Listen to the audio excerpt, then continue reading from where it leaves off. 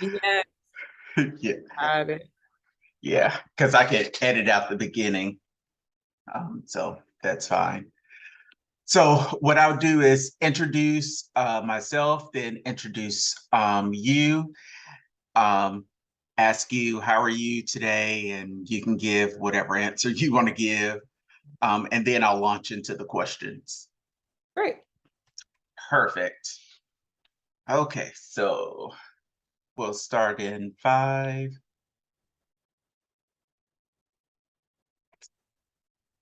Good morning. Good morning. I'm DeRon Williams, Assistant Professor of Theater at Loyola University Chicago, and at Advocacy Committee member. It's a great pleasure to be here with Dria Brown, a co-director of programming for the Broadway Advocacy Coalition. How are you this morning? I'm good, Deron. How are you? Thank you for having me. I'm Appreciate it. well. Thank you for joining us Sure. today. Yeah, of course. Yes. So I wanted to bring you on to have a quick conversation about Broadway Advocacy Coalition, also known as BAC Mhm. for short. But if you can tell us about the organization, because we know it's not only about advocating for people in theatrical spaces, but also criminal justice system and other social justice issues. So share with us your mission and kind of how you came about.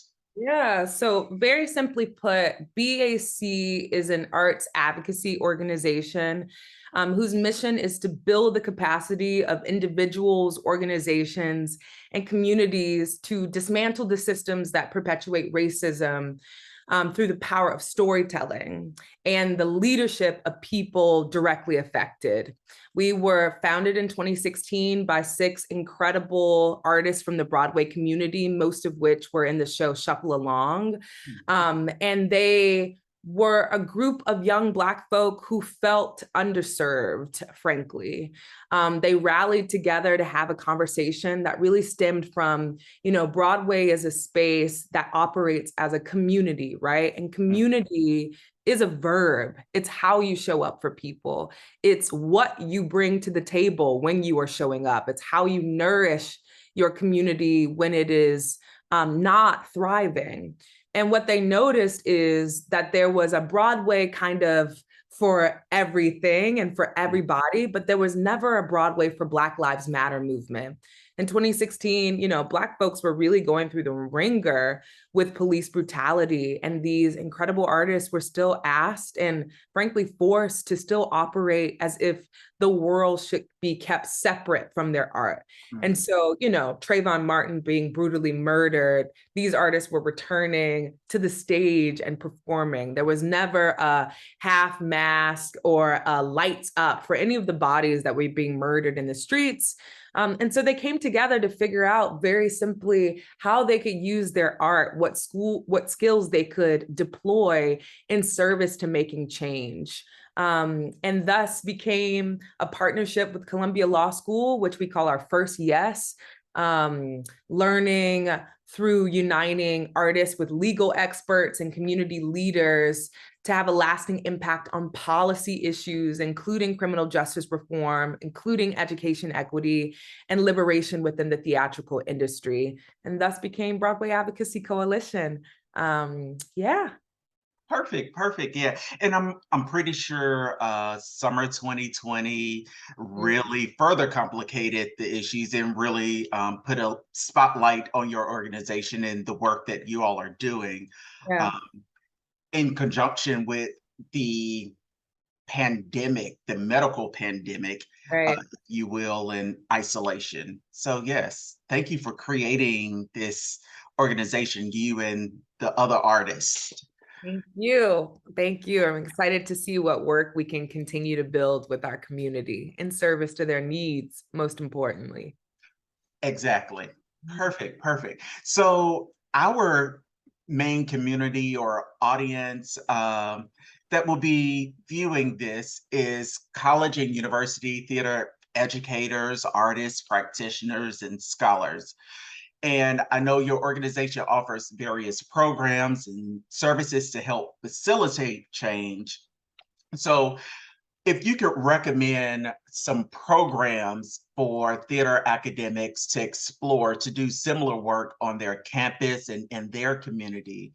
And I know you largely work in New York City, but what other programs or opportunities that reach beyond the city limits of New York? Yeah, I will say, you know, in 2020, we were operating on a predominantly virtual model. As to your point, we were in a medical pandemic, we were in a crisis, and we're still in that crisis. And a part of that meant that our outreach was vast. And as the world returns to a kind of normalcy in terms of operating on a hybrid model, we've started to double down on our in-person participation, and really keeping it at a local level, as we know that those, you know, who are closely affected by the problems are living in New York City. And as a part of our mission, we work, you know, those closest to the problem or closest to the solution, is something that, you know, is a resounding chorus at BAC. And that means that we have to work with the constituents who are closely affected. Now, this does not mean that we don't offer virtual programming. And when schools particularly reach out to BAC, we really like to try our best to suss out our capacity so that we're able to give a yes. And so I would say the two programs that can operate on a virtual model would be our change agent training and our storytelling for social good. Now, our change agent training is for theater industry workers to collectively build their capacity to make systems change both within and beyond the theater industry. What's really beautiful about this training is it helps to identify a problem. What's a problem that we all care about, or maybe we individually have different problems? And the goal of that 4-hour workshop features several units to develop a participant's ability to identify, investigate, and dissect a problem. So it's not just the acknowledgement and the awareness and the kind of gripe and complain of the problem, but we move from the awareness to the dissection to the activation. It's to map the systemic landscape problems are situated in. What are the given circumstances of the problem? What's the historical context of that problem? It's to uncover alternative forms of power that can be leveraged for change. So who are the power players in the room that actually have more clout in creating a solution to that problem, that are right there, who said, I want to be activated as a change agent, that might not know how power operates enough to say, hey, it's me. We help to discover unique roles and understand our relationship to others and making change. You know, when two or more are gathered, that's really when things move, okay? Going back to our church roots, but also it's like nothing for us without us. We can't operate as individuals. We need community power in that way. We form diverse coalitions to support making effective change. And I think the emphasis on diverse coalitions, affinity groups have so much power, right? When you're with your people and you're making change.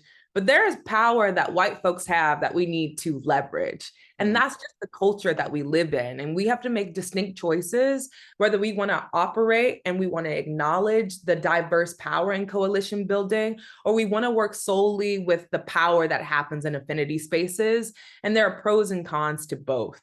And then finally, we help participants build their ability to test potential strategies for intervention using principles of transformative justice.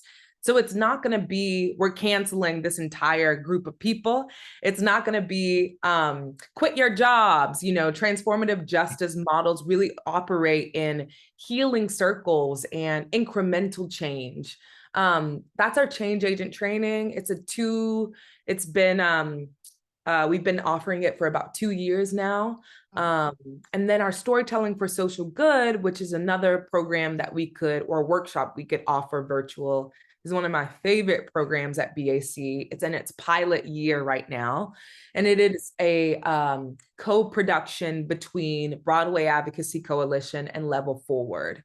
So in a world where dominant narratives that dismiss and erase stories of those from the most historically marginalized groups, we have to acknowledge that they also have immense power to shape our attitudes, our understanding, and behavior. So this workshop really asked the question, how can storytelling be a tool to rewrite and recenter our cultural scripts? So audience members will go through a guided journey co-facilitated by myself and Andrea Ambam, filled with prompts and provocations that sharpen the iron of conscious arts workers, wondering what they can do to use their pen or their camera for social good without sacrificing commercial success. So it really solidifies the social responsibility of creating art, and how when we center those who are in the margins, we actually center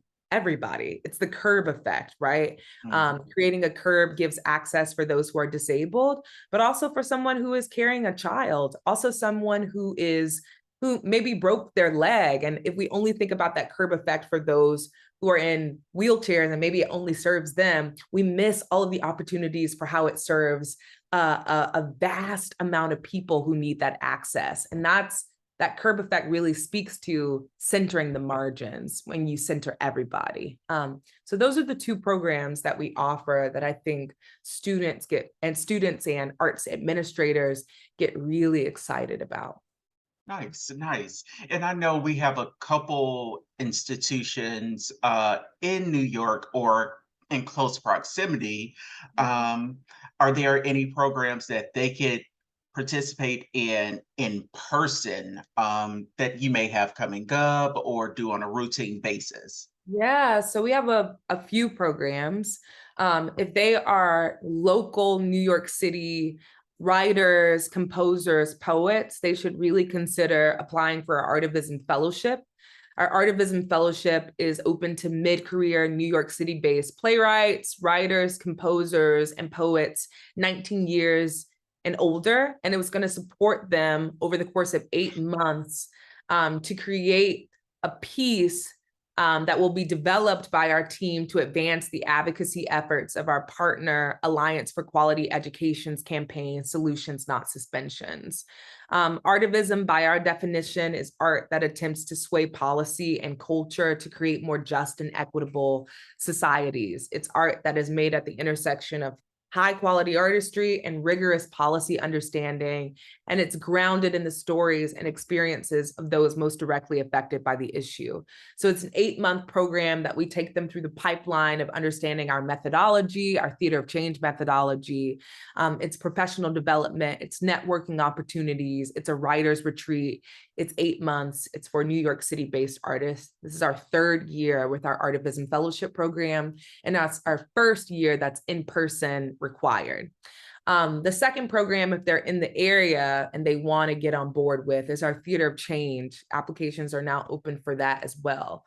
Our Theater of Change is our oldest program, and it's a course that is held at Columbia Law School that relies on strategies and practices that center the leadership of people and communities directly affected by incarceration in policymaking and advocacy and storytelling. So participants in that program will build their capacity to merge high quality, high impact, rigorous artistry with community narratives, with storytelling, with policy analysis, through creating more artivism, more artistry, we create more empathy. When you create more empathy, you create more humane policies. When you create more humane policies, you create equitable cities, and cities that foster respect between the people and the power makers.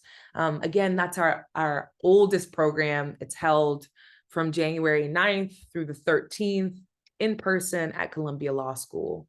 We also have a host of in-person opportunities through the forms of mixers and meet and greets and town halls and conversation series. So if anyone is really fired up by anything that I'm saying, they should really go to our website at www.bwayadvocacycoalition.org and just hit that programs button and figure out what program lights a fire in them, because we're more apt to show up when we're excited about the thing that we're showing up for. So there's a slew of programs to choose from. Great, great. And we'll make sure that we put the website in the description for this video, um, so people can have access to all of that information. Yes, yes. So you spoke about how this organization came about, and it started in 2016 in direct response to the nation's pandemic of racism and police brutality. We know academic theater really mirrors that of the professional world, picking up some of the good and bad habits and practices.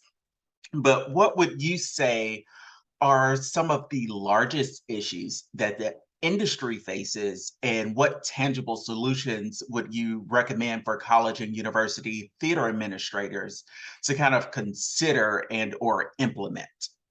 Yes, I think that we're still operating in an industry that needs more anti-racism training, more anti-bias training. And so the issues that are still there, it's a machine. It's a machine that is run by capital. And when a machine is only focused on capital, the people are underserved. And I think that there's a missing gap between the experiences of those impacted by those systems and Mm, those in power making decisions, and that we are using our untapped resources of arts and storytelling to bridge that gap. If we were able to tell more stories to the people in power based on our experiences about what we're experiencing, I believe we can have more concrete, tangible systems change in the industry. So I think it's a systems change issue. It's not the burn it down and start it over. I think it's the more we need to sit at a table and go, we've been talking, you've been made aware of the problem. How do we move from awareness to action? What is our action plan? And I think that really speaks to the mirror of the education sector. You know, I think there's been a lot of talking and listening between students and administration and the folks in power. And now it's about what is the concrete action plan we can make that is, you know, that is sustainable and attainable, right? You know, mhm, and so I think I would love to see more action plans created from a 1 year perspective, a 3 year perspective, and a 5 year perspective. And so if there's something that feels not tangible because students are asking for it immediately, then it's the job of the administration to say, I hear those concerns. That's actually not something we could achieve in a year, but it is something that we can achieve in 5 years. And a conversation that's mediated by transformative justice facilitator that can really speak to how, you know, when we create systems change, sometimes we don't get to see the fruits of that labor, and that it's the younger generation that really gets to benefit from our pain, which is mhm, so unfortunate, right? That we can't both plant the seeds, harvest, and enjoy the crops, you mm. know? But there are a lot of, you know, there's a lot of the harvest that we get to enjoy that our parents didn't get to. And so I think there is a pipeline of change. But it takes action. It does not take only sitting in a space of listening. So I will say, I think, yeah, I would double down and say that is the biggest issue that I see from both areas, and as well as in the criminal justice space. So they really mirror each other. And Mm, the mirror, the framework of the mirror is capital, is an yes. economic issue. You know, we live in a culture where we want to make money. And when you Yes. make money quickly, you can't take care of the people, or you don't think you can take care of the people Mm, because it slows you down. And so I think that's the way that white supremacy culture really shows up. And when you think about the tenets of white supremacy culture and where they come from, that rushing is because they didn't have to care about the people. They were enslaved, you know, and we still have this rhetoric of, I got to make more, I have to make more, I have to make more. And that is like an ancestral, you know, global problem, I would say. Yeah. excellent, excellent. Yeah, I like the idea of not just listening, but sitting at the table and really brainstorming and charting out a timeline of what's doable. Because we have had a lot of listening sessions in both spaces, but what is actually happening. So Yeah. I'm glad you brought that up. Um, are there any other recommendations, tangible recommendations, you would like to offer our listeners on how to advocate for theater programs, for their community, for social justice issues, all of the things? Yeah, I would say centering the experiences of those who are closely affected by the problem is both a resource and an action step. I would think about the creating a transparent action plan as a resource. Another resource is, Instagram is so readily at our disposal, and finding folks online whose work you admire and staying very close to their work. A few folks for me would be, Rachel Cargile, Adrienne Marie Brown, Erica Hart.